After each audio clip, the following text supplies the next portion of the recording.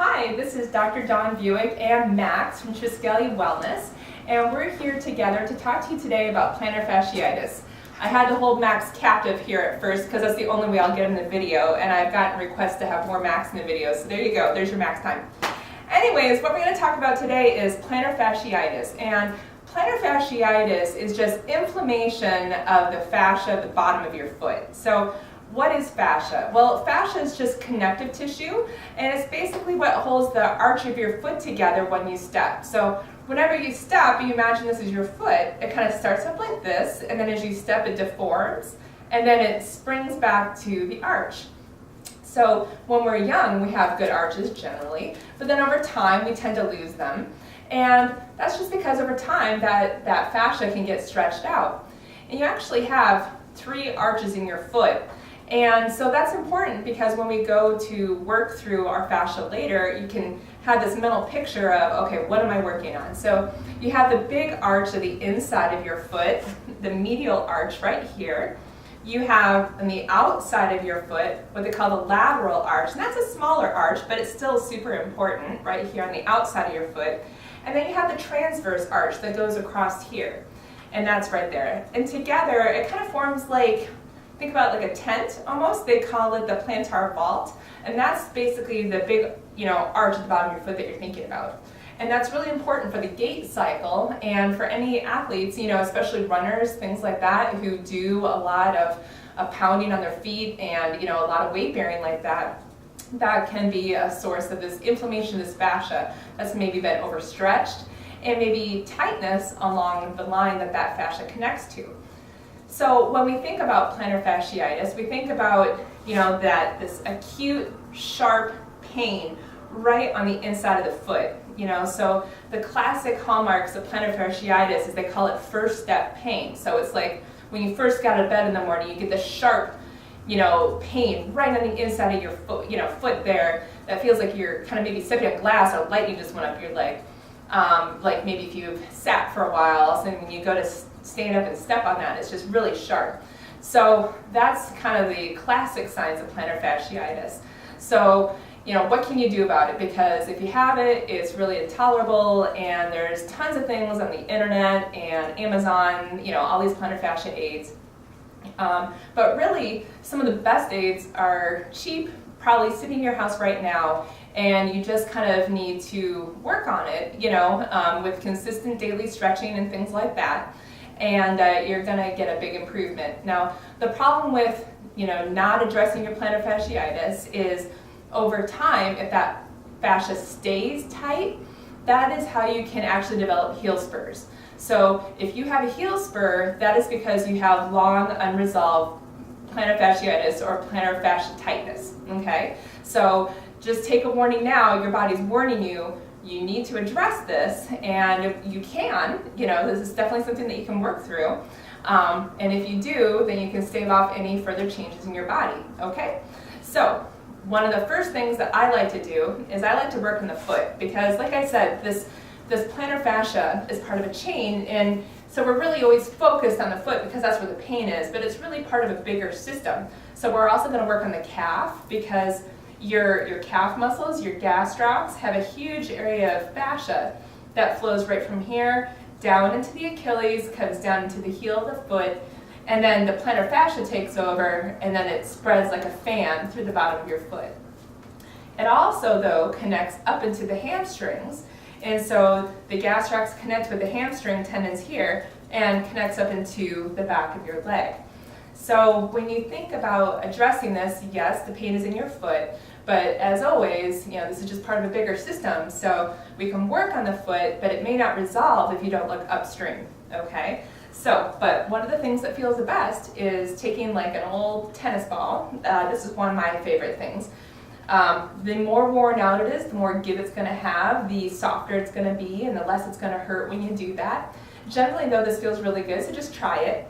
If that's still too intense, you can get like maybe a little squishier of a ball. Now this is more of a fascial ball, so this is a little denser, but if you have something like this that really deformed, that would be a little bit softer yet than the tennis ball. I would not do a lacrosse ball. That is going to be a little bit too intense for you.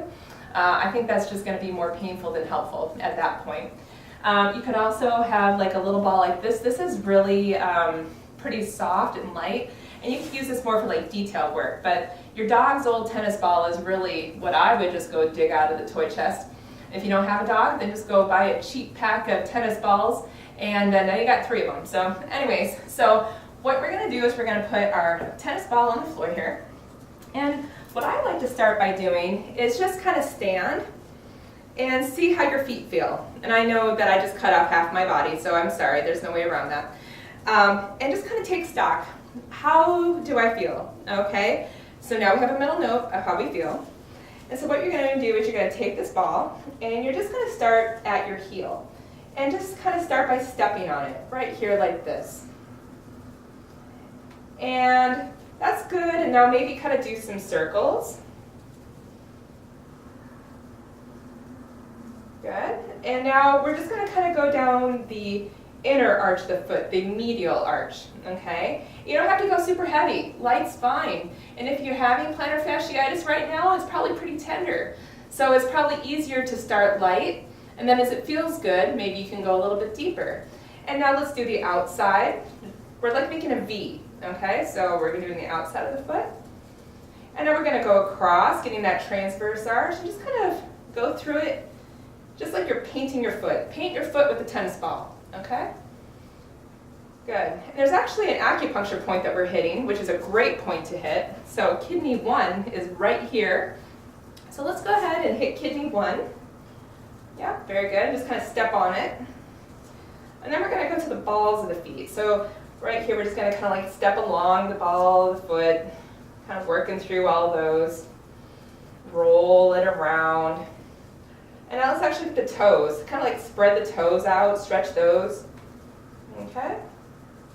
Excellent. And now maybe even stand on it like you're at an incline. Okay? All right, and that's like literally all the time it takes. And that was like about a minute. So anybody who has plantar fasciitis can spend 2 minutes, because you're going to do both feet. And just doing that alone, you could do it in the morning or at night. That would be helpful. Okay, so we've kind of gone over that. Now another thing we could do is you could do a device like this. It's called the hedgehog. It looks prickly and scary, but it's really not. And this is a different form of stimulation. It provides a little proprioceptive feedback to your brain, and also kind of works through that fascia. Proprioception is the brain's ability or joint sense to know where you are in space. And so one of the things that we lose as we get older is this proprioceptive joint sense. And so that's why when you look at an older person, sometimes they may shuffle, or they have a hard time knowing where their feet are, or things like that. So the more you can do like barefoot activities or something that provides feedback to the brain, the more you're going to hang on to that system. So if you had the hedgehog, you just kind of put that on the floor. And again, you're going to just kind of step on the heel. You can pick up like a hedgehog on Amazon. You know, I've never seen any kind of other retail outlet or anything like that. But, and kind of like in the middle here, just kind of maybe do some circles, rocking around. It looks really awful, but it's really not. It actually feels kind of good in a way. And on the ball of the foot, you know, kind of like work it. All right, and now step that aside. And like I said before, even after we just did the tennis ball, feel your feet now and see how amazingly different you feel between the two sides. Okay? Awesome. All right. Well, that's one of my absolute favorite, quickest things that you can do for your plantar fascia. But now I'm going to go a little bit more yogi. Okay? So what we're going to do now is I like to do what's called toe squats. Okay? They are not pleasant, but this is one of the most effective ways to stretch your plantar fascia. So if you are kind of in a kneeling position, now if you have problems with your knees, if you know this is uncomfortable for you, you might want to put a double fold towel right underneath your knees just to give yourself a little bit of cushion. But you know, if this just is uncomfortable for you, don't do it. But if you can do it, this is effective. So what you're going to do is you kind of start here, you know, just so you're kind of in a kneeling position here. Then you're going to come up. You might want to do just 1 foot at a time. Your goal is to have all your toes tucked under, even the pinky. So the pinky won't come under. You're going to grab your pinky And you're gonna push that under 2, and then get the other side. Try to level yourself out. And you're gonna grab that little pinky that didn't come along. And now you're gonna sit here. Just holding this squat now. And you're gonna hold this for a good 30, 45 seconds. Now this is a good time to have something to distract you because it does get pretty intense after a bit, but this is a really great way to stretch out your fascia. Another way you can do that might be a little bit more pleasant is you can do foot against the wall. Now I personally prefer this with shoes on because I feel like it grabs your foot better and keeps it in position, but because I'm having to demonstrate today, so if I were you, I would do this with shoes on. So you would go against a wall, and you would kind of put your foot against the wall, and you can't see, of course, right? So let me try coming over here. You're going to put your foot against the wall, with your foot propped up, and then you're going to stand into your foot. Now I really also like this, you can do this on stairs. This is like where the stairs in your house can be really beneficial. So if you had your shoes on, or you can do it barefoot too, kind of just see how that feels. Then, kind of be right on the balls of your feet and then let your feet just kind of stretch down and hang. That's another really great way to stretch your plantar fascia. So those are some other stretches that you can do. So like if you're at work and you're like, man, this is bothering me and I have my tennis ball, just go to some stairs and hang on them, okay? So let's move on up the kinetic chain now. So now we're gonna work on our calves, okay? My favorite calf move is just against the wall. So what you're gonna do is you're going to kind of go against the wall. You're gonna put your foot back to start. And let's say you're not super flexible. So you might only be like this. And you wanna keep your back straight and you're just gonna kind of lean away. If you can, put your foot on the floor, better. And just kind of feel that stretch through the back of your foot. And of course, you're always gonna do both sides. Now, if this were me, I would hold this for a good 30 seconds at least, and maybe do two reps of 30 seconds, okay? But you just want to make sure you're feeling it in the back of your calf, making sure you're having a good stretch, okay? Now that's to get your gastrocs. There's actually 3 muscles in the back of your leg there.